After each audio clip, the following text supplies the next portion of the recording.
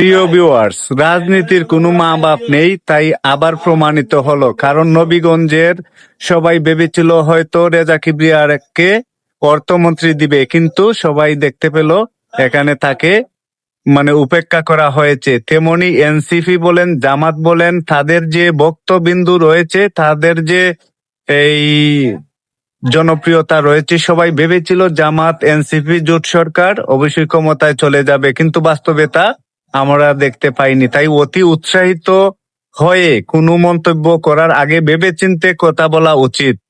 এবং এনসিপি এখন জুলাই সনদ নিয়ে যেভাবে বক্তব্য দিচ্ছে, এই সম্পর্কে তাদের আইন কানুন এবং তাদের কতটুকু জ্ঞান রয়েছে জানি না। বিএনপির মতন ব্যাখ্যা দিয়েছে। এখন দেখার বিষয় সংসদে গিয়ে তারা তাদের যে জুলাই সনদের বাস্তবতাটুকু রূপ দিবে, এবং সেই আশা প্রত্যাশা জাতির অবশ্যই চাওয়া থাকবে এবং তাদেরকে সময় দিতে হবে। তার আগেই দেখা যাচ্ছে অতি উৎসাহিত হয়ে তারা অনেক ধরনের মন্তব্য করে চলেছে, যা আপনাদের কাছে কেমন লাগে অবশ্যই জানাবেন। আমার কাছে বিষয়টি ভালো লাগেনি। ধন্যবাদ সবাইকে।